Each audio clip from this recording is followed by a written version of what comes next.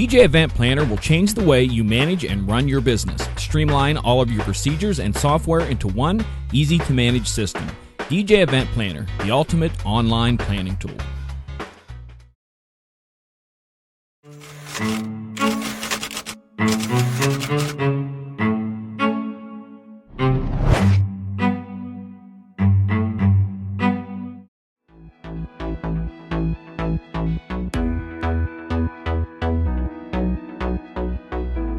Tonight's DJNTV show is sponsored in part by Electro Voice, DJ Event Planner, ADJ, NLFX Professional, Promo Only, and DJNTV Insiders.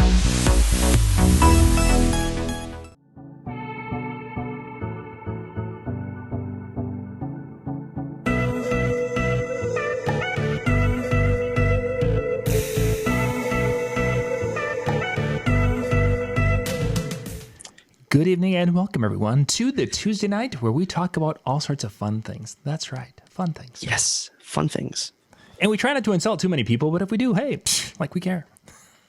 All right, so I got a list of people to install. Let's go.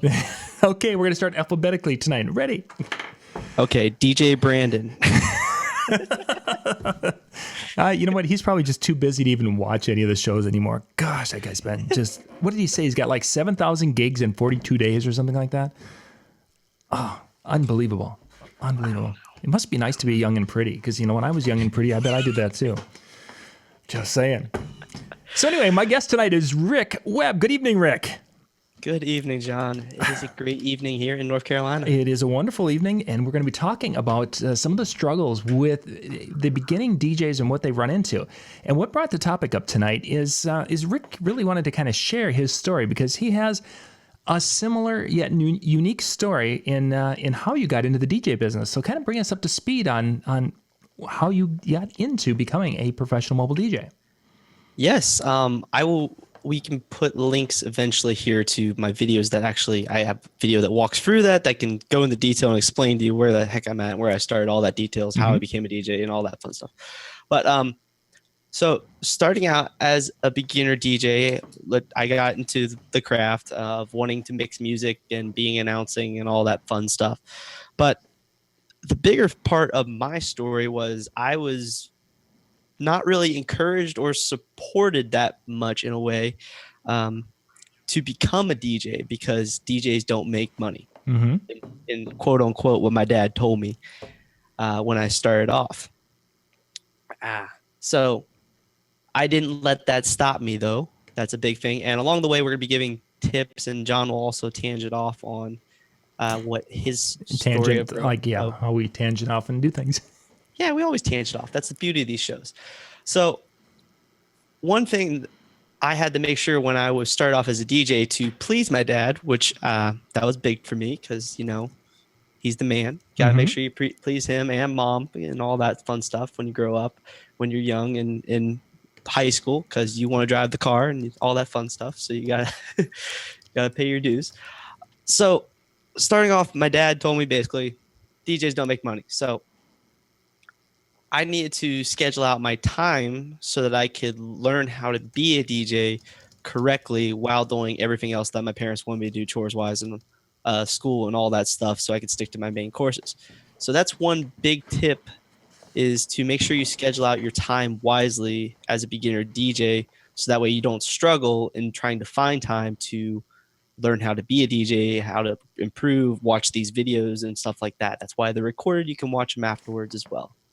So you're talking. Let's kind of put into all the little components as a beginning DJ because sometimes they get. I've got music and I love to play music and that's what. Okay, there I'm a DJ. There's so much more time-consuming things. Just in the business side of it, there's a million things. But let's talk about some of the performance things because that was really what you really hit on first of time things.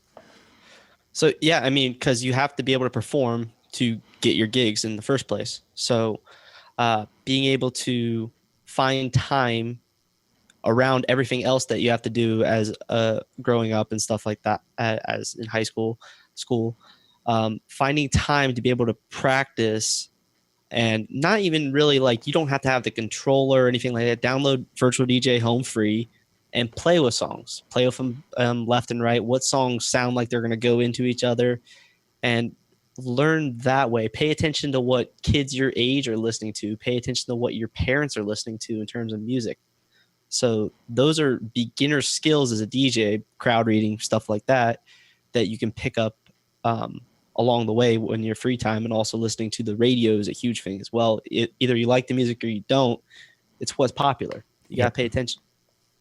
Yeah, I think just having that time for, I'll put it, there's times for the hands-on, which is your practice, the mixing and playing the songs and where do I transition, what have you.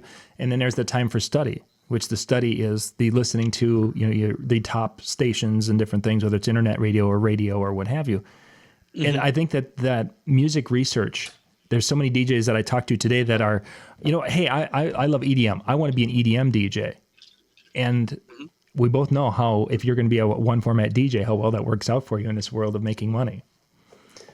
It's not that you can't do it. It's just, it's going to be a heck of a struggle to get yourself into a position to be, unless you happen to grow up somewhere where there's a lot of EDM places or clubs and stuff that you can get your foot into the door pretty easily. Being multi-format DJ, multi-genre is a huge to starting off as a beginner DJ and getting yourself established and just learning in general. It's a lot easier. Oh, certainly. And all that information to be able to consume that and implement it into what you do takes time. It's not something that I can go and it's like, okay, well, I got a show. I'm going to go do this show next weekend and I'm going to study music this week. Probably not going to get you there. No, not so much. So the next part, or going into kind of probably the next tip I want to talk about is, like I said, my dad said DJing doesn't make money. So I had to find a job that made money so he'd be happy. So cleverly, I got a job that's related to having DJs involved, which was catering. And I got into probably the biggest catering place in our area as basically, what was it called? A dishwasher. Oh, okay. I was a dishwasher or a server, the bottom of the barrel, basically. But catering, they did a lot of weddings. In fact, that company did anywhere from 3 to 5 weddings every single weekend. So there was no shortage of me being at a wedding where DJs were involved, and I could observe the DJ while I was working. I could listen to them. I could be in the back washing dishes, but I could hear them out on the dance floor, how they're mixing. When we're catering, we're not really doing anything during announcements and stuff like that. We're normally watching the wedding because we have our stuff ready to go. So you can watch and observe the DJs, and also you can meet the DJs. It doesn't take more than 2 seconds to walk over and say hi to the DJ when they're not 100% busy, and just say, hi, I'm a fellow DJ and I like what you're doing, stuff like that, and get their card, and you can learn from that. Other industries related to DJing that I kind of thought about were churches. I know a lot of people grow up working at their church. They have a lot of audio gear, a lot of video or lighting gear that you can play around with and stuff that the church owns. So that's one that you can get into. Catering, venue halls, just working at a venue hall, being the dude that washes the carpets or takes care of the place. And then bars and clubs also as well. For obvious reasons, they have DJs and stuff like that. You might have to be a little bit older, but being a server at a bar or a club, you can observe the DJs as well in that way. You're observing DJs and you're learning a lot of customer service and how to serve the clients, how to engage the clients properly, and you're learning a lot of the bad things. You're seeing how DJs are making a fool of themselves and how they're not handling the customers properly, or even a manager of the catering place that you're working for, and you're like, ooh, that was a bad decision. You shouldn't have handled it that way. It's and one of the things I think sometimes the younger DJs fall into is they're like, I'm going to make money with this, and I'm going to make money with this right away because everyone is going to hire a DJ who can do what I do. Instead of the struggle the struggles there, they're trying to make something out of nothing really at the beginning, and they need to have, as you're saying, that job to go with it. Even if it's just a really part-time job, sometimes they're lucky and you only have to have that. Sometimes you need to have a full-time job to make ends meet for that beginning amount of time. Yeah, and one of the things I liked, I don't know if this is set in stone across the board of all caterers, but when I first started off there, it was weekends only. So I still had school. I was a football player. I had sports to do and stuff like that. All I had to do was commit to doing a Saturday. I mean, it's a Saturday. I'm in high school, so I don't get to spend my Saturday having fun. Mm-hmm. But I'm also progressing as a DJ as well as making money. And I made pretty good money as a caterer. Oh yeah, just for one night. It's actually pretty impressive. One thing I also wanted to touch on, I worked my way up the chain in that catering company until I was second in command 3 years in, and then I stayed in that position for 2 more. I was there for 5 years. Once you get up into that position, that company, the catering, we did weddings left and right. And actually, we were doing anywhere from 5 to 7 when I ended, and I think they're still doing 8 or 9 now. Tons of weddings. But you learn the business aspect of weddings doing that. It's not DJ sales, but it's still wedding sales. And you're learning what brides and grooms want and stuff along that lines and how to deal with them once you get up into that level, as well as organizing with DJs and stuff. And you learn the DJs and how certain DJs will work with other vendors. And that kind of puts you into perspective as a DJ. You want to make sure all the other vendors want to work with you and vice versa. So, and then like you touched on, you see the DJs making a fool. You see that the DJs that are really good, and you see what you like and what you don't like. You can observe the crowd at the events that you're at, and you can tell if they like what the DJ is doing or if they don't like what the DJ is doing. So you kind of get an idea of what you need to do as a DJ as well. That's probably, if anything, probably one of the biggest tips I would say in this whole entire episode that we're going to talk about in terms of being a beginner DJ. Oh, for sure. I think that using opportunities is probably a way to describe that, and using those opportunities to learn either what to emulate or what to discard for, oh God, I'll never do that. There's a lot of great lessons, and sometimes you can learn a lesson from everyone every DJ you watch, but sometimes the only lesson you learn is not to be that guy. Mm-hmm. And that kind of brings in taking negative things you see and turning those into positive things. Not only seeing negative things from a DJ standpoint and turning what you're doing into a positive thing, not doing what they're doing, but also in terms of what people are telling you about becoming a DJ as well. So if people are negatively telling you, like in high school, I was called DJ Ricky Spitz. And that's because the one day I was talking about being a DJ and I actually, a little bit of slobber came out. So I was known as DJ Ricky Spitz from my sophomore year on. And people always joked about in high school, DJing, whatever. He's a DJ, whatever. And now I'm getting to the point in my life where all my friends from high school are wanting me to come DJ their weddings back home, all the way in Ohio. So it comes full circle, but you got to turn what people are saying negatively into positive things. It's not that they want to diss on you. It's more they're just jealous that you have a dream and you're following your dream and you want to actually be successful at something that you enjoy. Yeah. Versus the 9 to 5. The person is like, I had a dream of being a ballet, and now I'm washing windows. Thanks. Exactly. And then along those lines, you can't give up in this industry. That's one thing that I know too many people that want to start off being a DJ, but they don't want to put in the effort and they don't want to keep trying and stick at it. It's a struggle. I mean, it is at first. It is a struggle, and I'm straight up with them. It was a struggle to start off. Yeah. But you take every gig as you go, one gig after another. You're going to start off doing what? I think I started off maybe 1 gig a year, 2 gigs a year, 3 gigs a year.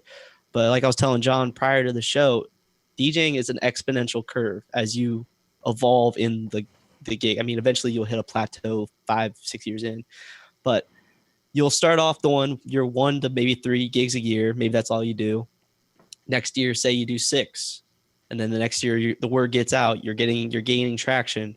Then you double it. You're doing 12. Then next thing you know, you're doing a gig every other weekend. And then next thing you know, you got a gig every week. And next thing you know, you're turning down people because you can't handle that many bookings at a time.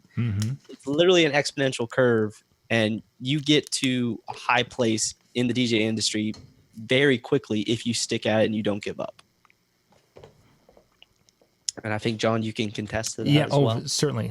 I think there's a couple of points that I wanted to, and they're going to be a little bit different than that. The idea of never giving up, but I think there's also a point that people need to be real about their abilities and skills and their real passion. I think there's people who have, when I was a teacher, I saw this in the teaching world. This is really that probably where it stood out, is that there are people who are doing it for the wrong reason. There's the number of teachers that I was working with back in the early 90s that were doing it just because of June, July, and August. They were putting in their time. They had a great retirement, and they want their summers off. Were they good with the students? No. Were they talented teachers? No. But they just got in there, got tenure that. And there are DJs out there like that who are out there, and they've been doing, they've been in it 20 years, and they're still doing the same level of job they did the first year that they did that. They haven't grown, they haven't improved. They're basically just doing this because it's easier to do this than having to get a physical labor type job where they're working during the week. And I can point to probably 6 DJs within 50 miles of me that I know this is the case for them. Yeah. Sometimes we have to be real about ourselves. If you have a passion for it and you have a skill, that's something you need to pursue and pursue wholeheartedly. You can't do anything well if you go into it, and excuse my language, you can't go into it half-assed and expect to be successful at anything. But you also need to be real. If I don't have the skill to be able to read a crowd, or to understand music, or understand music theory with the generational people in my room, or what have you, this is just beyond me, maybe DJing isn't for me. You got to be real. You got to look at yourself. You got to evaluate your skills, what you consider, what you enjoy about DJing. Yeah. Do you if you're doing it just for the money, just to go out and make a paycheck, and you don't really care about the passion, or along that, and you're not really that great, you're just out there because you can sell really well, and then you get to the gig and people don't really care for you as much. Is it really what you want to do, though? And exactly. I know guys who were that person who have gone into a multi-system company, and they have hired people who have a passion for music. They could sell, they could manage, exactly, but they couldn't. The idea of going out and being that person behind the system just made their skin crawl. And some of these are some of the most successful DJ companies you will see at DJ conventions when these guys show up, because they don't need to be there. Some of these guys are making millions of dollars a year finding talent, training that talent, sending that talent out, and they just sit back and manage and do the paperwork. Yeah. So there's business. There's room for everyone somewhere. It's just a question of where that somewhere is. And your comment on half-assed, I can probably contest to that literally right now. As in this whole entire move to North Carolina, I would say I did a kind of I like to take moments to just look back on or look upon where I'm at and financially, emotionally, what all I'm committing to time-wise and all that. And I reevaluated that I'd really underestimated how much time I needed to spend marketing and stuff like that, because I grew up where I was in Ohio. I grew up in the industry and established myself by word of mouth originally. So I already had that, and I had to do minimal marketing in a way to continue to grow. Versus here, I'm in a brand new market. No one knows who the heck I am. And if I want to be at the level I was at in Ohio, I need to step up my game and get back into marketing stronger than what I'm already doing right now, and not just sit back and not do anything. And reevaluate what I'm spending time on, such as, am I spending time watching Netflix when I could be making a promo video or posting on Facebook or hunting down leads, or even editing YouTube videos, versus actually building my market as what I'm actually, YouTube is making me money on as well. So, certainly. And if I'm not a popular DJ here and don't have gigs, I can't film stuff to show on YouTube. So that all kind of goes together. Quick little reevaluation, and that's along your comment there, a little tangent, but. And I think one thing as someone who's been around a little bit longer, there's seasons in a person's life, and this is something as a young person I didn't really grasp the concept that there's seasons where I'm going to be able to focus a lot of time into this particular part of my life. Whether that's a time where you have a child, all of a sudden that becomes a season of your life, and your focus is there. When you're starting a business, you're going to really be killing it. Now you're going to be moving into a season of really having to kick butt in your local marketing and business to establish yourself. Whereas in the other market, you were there and you were established with that, so you really didn't have to put as much in that. So now that was your season of developing your YouTube channel and your YouTube personality. It changes and varies, and that's a good thing, because if we did the same thing each and every day and in, month out, we would be bored. Yeah, we'd get bored with it. So for those of you who are out there and thinking, man, I've got to put every day and there's going to be seasons. There's going to be times where you're going to be able to put an intense 6 weeks into your project. And during that time, you're going to be meeting at venues. You're going to be doing these things. The little video I did a few weeks back talking about how to get your name out there and such. You're going to do those things, and you'll do it for 6 weeks, and then you're probably going to be taking some time off and working on a different aspect of it. Maybe then you move into the website side, and you're going to be developing and working there. Or maybe you're going to be doing something else in your house. Now you're going to go get that honey-do list, and you're going to be painting the ceilings in the house for a couple of weeks. Who knows? It's one of those things that life gives these opportunities to do different things, and you want to use them, relish them, learn from them, do them, and get back. So when you come back into that, and I'm going to meet the venues for the next period of time, I'm going to be fresh, I'm going to be exciting, I'm going to be fun, and it's not going to be the same old drudgery. Oh, here he comes again. We saw him 2 weeks ago, and he's back again, and he's just as boring and as painfully, as he was the last time. So, exactly. Good stuff. Yeah. So, okay, where are we at here? I guess, okay, so obviously growing up, I got into that job where I wasn't. And then eventually, obviously, DJing took off to the point where it was making decent money. And my dad he never really said anything about it, but he kind of just, yeah, you can do DJing and stuff. And then he started asking me, hey, you got another gig this week? Hey, so he started to notice that I could actually make a decent amount of money doing DJing, especially in high school. And just doing a gig every other week or 2 gigs a month or whatever. Mm-hmm. You can make a decent amount of money as a high schooler. Yeah. On top of still working at catering and that. But one thing with money as you grow, there's that temptation that all of us DJs love, and that is new equipment. So one of my biggest tips, if you're struggle, is going to be wanting to buy equipment, and you don't want to get caught up in having to have the latest and buying all the greatest and high-tech gear that's expensive and all that fun stuff. I'll tell you straight up, when I first started off, I started off on home theater speakers for a long time that I purchased for like $40. Now you make me feel good, because that's how we started too. Sony 3-ways with my dad's old amp from when he was in high school, mm-hmm. that I think put out 10 watts of power per speaker. Something like that. Yep.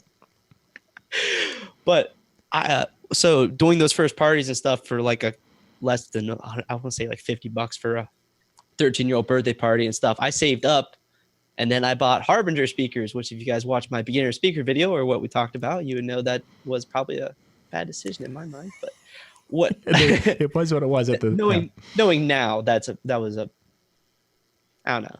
You weigh it out. But so I spent all my money on buying 2 Harbinger speakers. I want to say I only spent $250 back then. That was big money, though. That was big money back then, though. 100%. Yeah, well, yeah. I remember my dad, when I bought both those speakers, said, how much did those cost? Yeah. So, and I rocked out those 2 speakers along with some cheap Amazon cheapo lights. I think I spent like $50 in lights. I rocked that out for a solid 3 years. Wow. So you get your money out of it then, for sure. Just saving up every last little bit of money I made with DJing until I bought the Eons. And that was, I thought I was the coolest DJ ever. I had 2 JBL Eon 615s, 1,000 watts of power. Mm-hmm. I was freaking out. Oh yeah. And I mean, that comes with buying any new piece of gear. You're guinea. But I'm definitely guilty of getting caught up in buying DJ gear, especially after the Eons. I started to get into a little series, especially just recently buying like all kinds of new speakers, but I had money for it. That was a huge thing. And I really suggest if you're a beginner to watch your money and don't let your earnings or your spending get more than your earnings. I mean, it's cool when you're first starting off to just even out, be 0-0. Spend all the money you make on DJing to reinvest into it because you want to get to a higher place where you're making a lot more money and you're substantial. No, not sustainable. Sustainable, yes. Get to a point where you're sustainable. I can't speak. But yeah, so try not to get caught up in buying all the gear. You don't need the fancy Wi-Fi gear starting out. The Wi-Fi X, I don't know what the heck you call it. There's so much. You don't need the SRXs that I have. You don't need those starting off. If I told you how many times I actually put the SRXs to max capacity, it was probably one. Yeah, probably for the demo. You don't need them. Let's test these out. Okay, we did that. Now we're done. Exactly. You don't need the latest and greatest gear. So that was one big thing. And I think today it's a lot different than it was 10 years ago, 20 years ago, because now there's so many connections a person has online that if you're looking for gear, you can go to these classified things and Craigslist and different places. And at any one time, I can go and search on the Facebook Marketplace and I can find DJ gear, generally speakers or something, every week. So there are pieces and in your area. Yeah, and within an hour of our house here. So there's a lot of possibilities out there, so a person can get into things. And yes, there's the Amazon things, and you can go and buy some stuff there, and it is less expensive. And there's generally a reason for it. So it's a trade-off, but there's just a lot more opportunity to be able to get into things today. Because back when we first started, you had live bands, and then there was very few things that were just DJ specific, and those few things were fairly new to the market. So my first PV speakers, we paid $300 and some. I think they were $350 they're $350 a piece for the tops, and then $350 a piece or $375 for the subs. So we had the 4 speakers there that were around $1,500 approximately, and then we had to buy our amplifiers. That was the only thing available at that time really out there, because a lot of the speaker companies just weren't doing things as they are today. And now the options are so plentiful, and people nowadays want to upgrade every, 2 years. And back then bands would be like, oh, we have a sound system, we're going to run the suckers. I mean, the number of times in the late mid 80s and late 80s, we saw a band who was still using these huge horn loaded things that were from the 70s. And this was their go-to sound system. People didn't twit. So you guys for those of you who are younger, you are getting into a completely different world than some of us older guys who have been in the industry a lot longer, for the good and the bad of it. And this is, I would say the gear is for the good side for surely. And I was just thinking about this when we talked about industries you can get into working that are related to DJs. If you start talking to those DJs and meeting those DJs, I bet you a lot of them are going to have something to sell. And if you're a young beginner off DJ, a lot of older DJs feel obligated to heavily discount their gear that they're selling, especially if you're a young DJ in their same market, because they know they're not going to be a DJ forever, and they want to make sure that they can encourage and build younger DJs to take over for them afterwards. Well, take over or even to have a referral source. I mean, I would rather refer someone to someone that I know is going to treat the customers properly and handle them properly. And I might have even done some training of them. So that way, once, Bobby here, who I've just sent someone to, and Bobby all of a sudden is going to get to a point where he's going to have some people coming to him, because at 40, my circle of friends are all married and having children, what have you. Bobby's friends are all getting married. So now Bobby's going to book one, and then Bobby's going to have another friend that says, Bobby, who's a good DJ? Well, go talk to John over there. John can help you out. Those types of relationships, those symbiotic relationships like that, can be so valuable as a beginning DJ. Can bite you in the butt sometimes if you get connected with the wrong person, but, kind of weigh those things out. Yeah, and that's one thing you can't underestimate is, well, at least don't get into the nature that everyone is your competition. They are your competition, but they can also be friendly competition as well. For sure. I think you really, I like that idea that they're not competition, because generally I look at DJs as there's my DJ friends or my DJ network of people that I associate with and connect with. And then there's the jerks. I mean, I don't refer to them as competition because most of the people that I don't connect with that are still in my market there's a reason for why I don't like them and why I don't deal with them. And do they compete with me? Well, yes, they might get a gig now and again, but there's generally the reason why I don't like them is the reason why their clients don't like them, and they only exist because they're on price. So they're really not a competition, and it's so much nicer to have all of the people in that market that you can network and talk to and share ideas and share events or send leads back and forth. It's just so much more beneficial. Absolutely, 100%. Okay. Wow, these tangents just get me so we're good. Wound up. I love them. Yeah.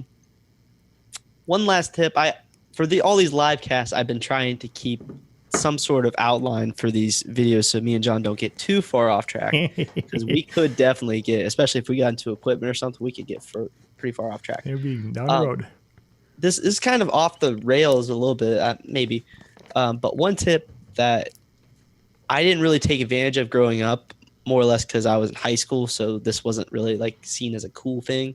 But nowadays, listening to podcasts, not only is it very informational, but also it motivates me, at least. And I tend to listen to entrepreneurial based podcasts. So if you're a beginner DJ and you're trying to build your business, might be an interesting job to look into some entrepreneurial podcasts. Value Entertainment here on YouTube is one that I listen to frequently. They have a lot of good episodes on social media building and stuff that they've analyzed and seen in the business marketplace that you can probably apply to your DJ services as well. I actually got a bunch of sticky notes over here on the left because I tend to listen to podcasts while I'm doing other stuff on my computer and making vice versa. But so I have tons of notes over here that are literally just based off of listening to podcasts about stuff I need to look into. And the entrepreneurial sites will help you on the business aspect too, because they'll think about stuff that you don't really think about, such as insurance, your accounting, your marketing, your website fees, stuff that you might not think about as a DJ on the business aspect. Yeah, for sure. I think this is hitting in one area that if I could go back and talk to the 18-year-old me, beyond not drinking Mountain Dew, the second thing would be I wish I would have gotten into and podcasts weren't a thing yet, but just reading books on business, on sales and marketing, and to start that process so much earlier. Reading books at that time, Zig Ziglar had some books out, and there were different things. Even Carnegie's How to Win Friends or How to Make Friends and Influence People. Books like that were really would be a textbook in a business course or a communications course. Those types of things I wish I would have gotten into in my early 20s instead of my early 30s, because the things that a person learns and you're able to pick up and you're able to implement into what you're doing in your daily life and business life would have made so much of a difference in your world. And that's when the kids they're wanting to talk about, we're talking business and such, and that's what the thing. It's like, dude, here's my resources, and these are what I've read since I've been 30. If you can take these and you can start working on this when you are 15 and getting some information out of it, and you're going to be so much farther ahead. It's very much like that investing money when you're 15 or 20, because then when you retire, it's going to be more, this is actually more exponential than that. You read this and start putting these things in practice in your life when you're in your 20s, it's going to pay you back more than any interest rate and money put aside, because you're not going to make some of those mistakes. You're not going to do some of the things and you're going to make better decisions when you get to those points. And it all comes together, and that's the podcasts, I think, they're great. Reading books, asking questions. Get the ego aside. Ask questions when the opportunities are there. Speaking of which, John, this is a podcast, right? This will be, yes. Go on iTunes and listen to these. Yes, right? these go up, and I'm a couple of weeks behind again, but generally they go at the end of the month. We'll be hitting this, and we put these up in podcasts. So yes, they're out on iTunes. The negative thing with iTunes is it only holds 300 of our episodes at once. So all of the hundreds of podcasts, because we have thousands of podcasts out there now, yes. A couple thousand, but those would be, you've got to have a podcast app, and you can go out to our websites and get them that way, DJNTV.com, and then there's a spot where you can subscribe to the podcast, and then podcast thing will propagate all these titles, and then a person can search and da. But podcasts are a huge thing in my eyes, because like you guys are watching these live streams right here where you can watch and you can watch the video afterwards. But you could get the podcast version and just listen to it. You could be at the gym, you could listen to it. You could be on a run listening to it. You could be driving somewhere listening to them. And you don't have to take your focus off of whatever your task is at hand in a way, for the most part. For sure. I mean, let's face it. I listen to them at work. Yeah. Too. And we have faces for podcasts. So this is a good way to enjoy us is while listening to over. Actually, one of my he might be listening to this or watching this, but one of my buddies from Athens, that an older guy I DJ'd with, Aaron, he's the one that's still on the Carnival Cruise Line I mentioned to it. If he messaged me the one day a picture of this podcast, like the first one I think we did I had earlier. He's like, this was so great and helpful. And he's like, I got some pointers and tips to help you along and stuff like this. And I'm like, there's video versions of these too. He's like, no way. So I send the link to the YouTube channel and he's like, wow, I didn't know this existed. Yeah. This is awesome. Yeah, that's for sure. And then just ones that I like, Joe Bunn and I can't remember. Mike Walter. Yes. I love their podcast. That's also a good one to listen to. Yeah, that comes out every Thursday morning. They've got that. And it's on Disc Jockey News here too. Yep. The guys with the video versions here, and then they've got the podcast that's out on iTunes and SoundCloud and different spots. It's all over. Just a quick little tangent here.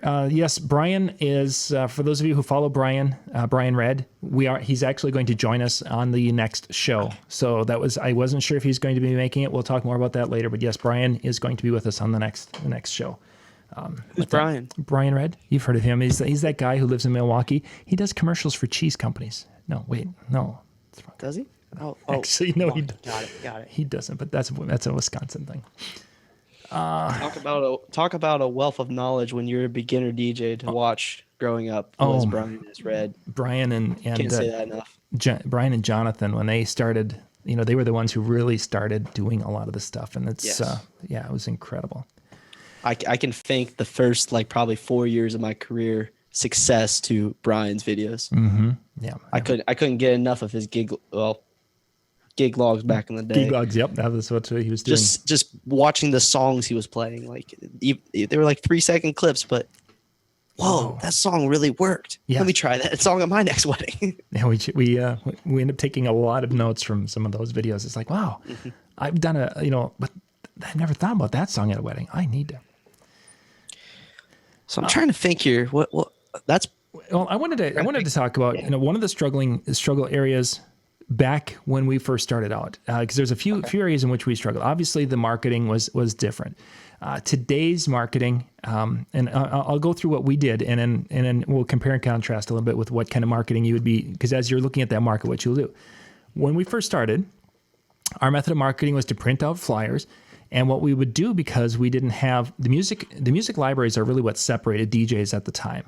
And if you owned specific songs and specific artists, not every DJ owned those. So our first way of getting started was we would go and we would make flyers, and we would have on there all the different artists that we would have music from.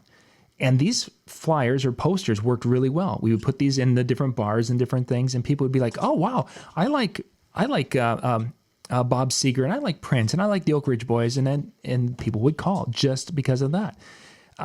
Yellow Pages was something that, as you became more established, you had to get your ad in Yellow Pages and do some things like that.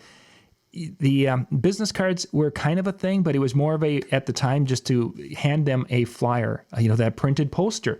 The number of times we would go to a show and we would have people, "Hey, can I get a poster of your stuff so I can take it and show my so-and-so?" That was how we did.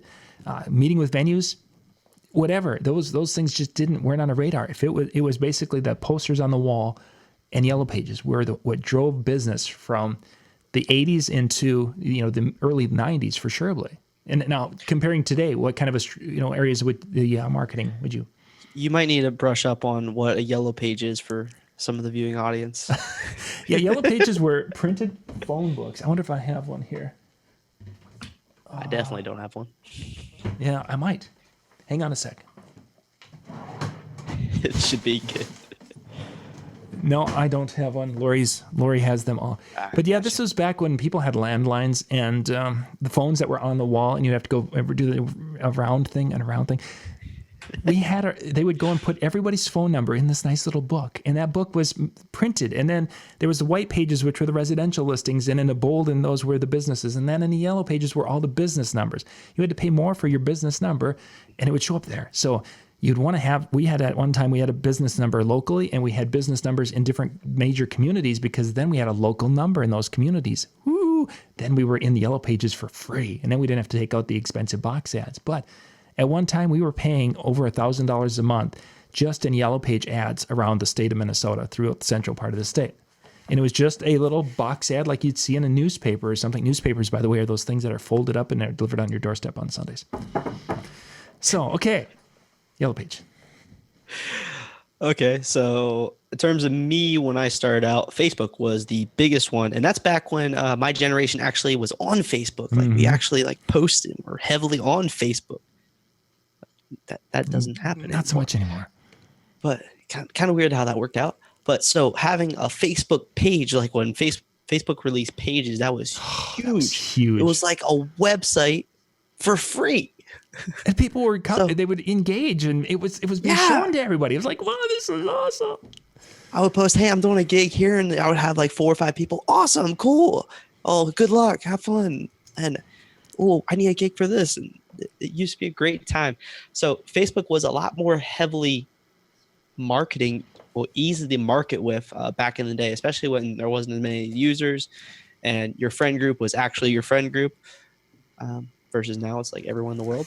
So, but yeah, so Facebook, business cards were actually really huge when I started off, handing business cards to parents, fellow people at high school that probably threw them in the trash. So that might have been it.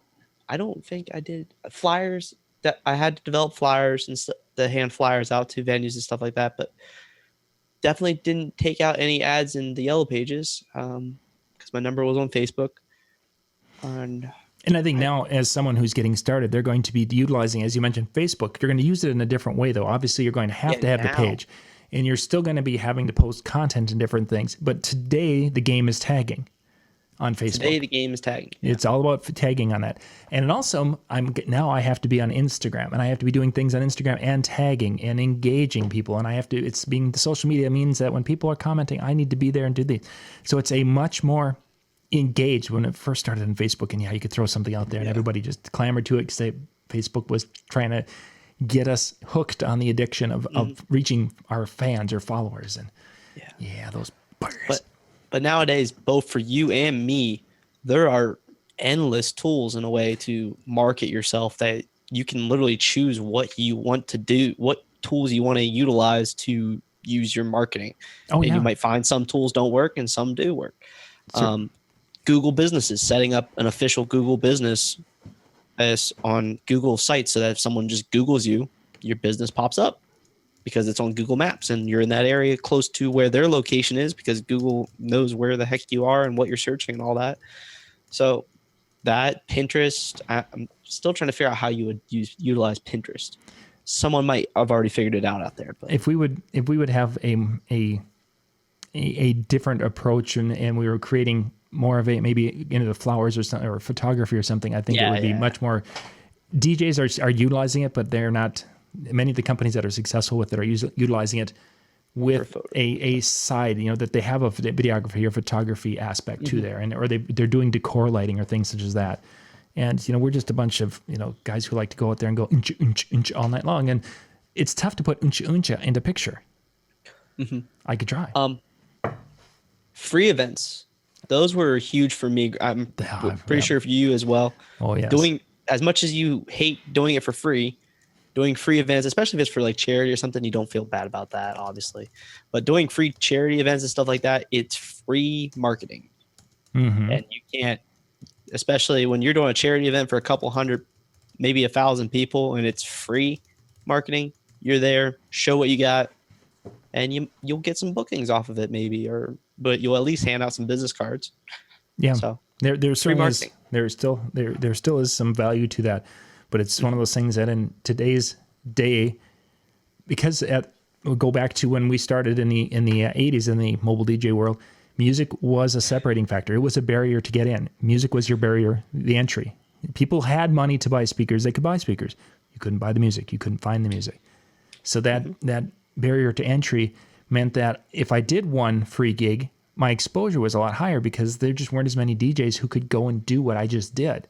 Today, if I go do a free event and I'm doing something for, let's say I'm going up and I'm going to do sound for an open house or what have you, I'm going to probably be doing more background music. Well, you can find any number of people who could do a background music and do it pretty much the way I'm going to do it, because music is there, and there's only so much you can do with background music at an event like that. You're not going to be on a microphone because it's not your part or that type of party or that type of event, and it's a different world. And a person's really got to be getting back to the way we started, talking about prioritizing your time and using your time wisely. You can throw a lot of time away really quick in that situation. Absolutely. Just trying to... Yeah. Yeah, just going to catch questions and such. So. I was about to say, have you seen any questions? I know a couple people have been asking, where did I move to? I'm in Greensboro, North Carolina. There you go. And they were asking why I moved, and that's because I graduated college, engineering degree.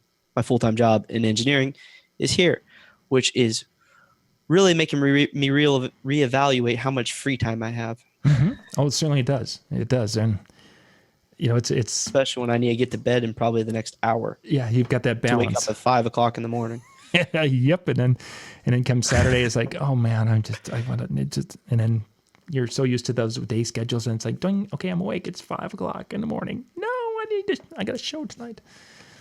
Oh yeah. I don't know if a couple people were telling me to get into doing some bars and clubs during the week here, and I was like, yeah, no. Let's see. They finish up at 2 o'clock in the morning. I have to wake up at 5 o'clock in the morning. Yeah, no, it's not going to work. I don't want to be sleeping at work. Yeah, for sure. Hey, gang, we're going to wrap things up here. We are just about to the end of our time, Rick. Thank you much for your thoughts and insight and sharing your story a little bit tonight. There's some good tidbits and nuggets here for those of you who have been with us tonight. Thank you very much. We've had a nice crowd on both Facebook and YouTube tonight. Rick, if they your YouTube channel, what's the channel?